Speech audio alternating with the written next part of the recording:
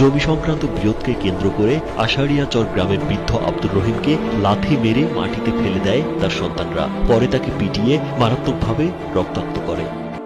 মানুষ হয়ে যাবে আগাছার মতো, যাদের কাছে বিদ্যা থাকবে না, বুদ্ধি থাকবে না, তখন তারা বাপকে মারবে, মাকে মারবে, নেতাকে মারবে, আত্মীয় স্বজনকে মারবে।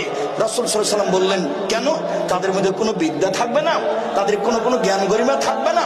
আল্লাহ রাসূল বললেন, না সম্মানিত দিনী ভাই বোন, সেটা এখন এসেছে। তাই তো রাসূল সাল্লাল্লাহু আলাইহি সাল্লাম বলেন, পৃথিবীর মানুষ শুনে রেখো, এই ফলে বিদ্যা উঠে যাবে, ও এক সূরা জাল, মূর্খতা বেড়ে যাবে। তিনি বলেন, পৃথিবীর মানুষ শুনে রেখো, ইকবাতুল ইলম, বিদ্যা উঠিয়ে নেওয়া হবে, আর আয়ানজুল জাহাল, মূর্খতা বর্ষণ হবে। আমরা তো জানি যে পানি বৃষ্টি বর্ষণ হয়, আল্লাহর নবী বলছেন মূর্খতা বর্ষণ হবে, বিদ্যা উঠিয়ে নেওয়া হবে। 20 বছর পূর্বে হাটাববির রূপগঞ্জ, নারায়ণগঞ্জ, ঢাকায়, পৃথিবীর যে কোনো স্থানে যত বিদ্বান ছিল, আজকে তার চেয়ে বেশি না কম? বেশি। তাহলে রাসূল সাল্লাল্লাহু আলাইহি ওয়াসাল্লাম কি মিথ্যা কথা বলেছেন? নাউযুবিল্লাহ মিন যালিক। রাসূল সাল্লাল্লাহু আলাইহি ওয়াসাল্লাম মিথ্যা কথা বলেননি। যে বিদ্যা দিয়ে আল্লাহকে চেনা যায় না, যে বিদ্যা দিয়ে হালাল হারাম বোঝা যায় না, যে বিদ্যা দিয়ে আল্লাহর অসন্তুষ্টি অর্জন করা যায়, যে বিদ্যা দিয়ে ধোঁকাবাজি, ফাঁকিবাজি, শয়তানি, জুয়াচুরি, লুটতরাজ শেখা যায়, সেই বিদ্যাকে রাসূল সাল্লাল্লাহু আলাইহি ওয়াসাল্লাম নাকচ করে দিয়েছেন। তাই রাসূল সাল্লাল্লাহু আলাইহি সাল্লাম বললেন, পৃথিবীর মানুষ শুনে রেখো, এর ফলে বিদ্যা উঠে যাবে, জাহাল, মূর্খতা বর্ষণ হবে, জেনা বেশি হয়ে যাবে।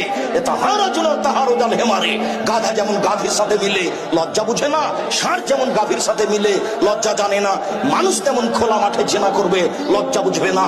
এই কথা মুহাম্মদ সাল্লাল্লাহু আলাইহি সাল্লাম বলেন। তিনি আরো বলেন, শারবুল খামরে, মদ পান বেশি হয়ে যাবে।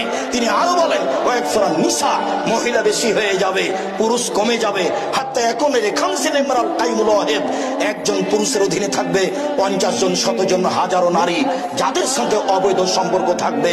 কিয়ামতের লক্ষণ বিদ্যা উঠে যাওয়া, কিয়ামতের লক্ষণ ইয়াতাকারাবুজ্জামান, যুগ ঘন ঘন হবে, ইলকা সভ্য, মানুষের প্রতি কৃপণতা চাপিয়ে দেওয়া হবে, ফেতান, মারামারি, হইচই, দাঙ্গামা, রাহাজানি, এইগুলো সমাজে বেশি হয়ে যাবে। এই কথা রাসূল সাল্লাল্লাহু আলাইহি ওয়াসাল্লাম বলেন। যখন বিদ্যা থাকবে না, মূর্খতাই মানুষের ভিতরে প্রকাশ পাবে, মানুষ হয়ে যাবে আগাছার মতো, ধান গাছ আর ঘাস আগাছা, মানুষ হয়ে যাবে আগাছার মতো। যাদের কাছে বিদ্যা থাকবে না, বুদ্ধি থাকবে না, তখন তারা বাপকে মারবে, মাকে মারবে, নেতাকে মারবে, আত্মীয় স্বজনকে মারবে। রাসূল সাল্লাল্লাহু আলাইহি ওয়াসাল্লাম বললেন, কেন? তাদের মধ্যে কোনো বিদ্যা থাকবে না, তাদের কোনো জ্ঞান গরিমা থাকবে না। আল্লাহ রাসূল বললেন, না সম্মানিত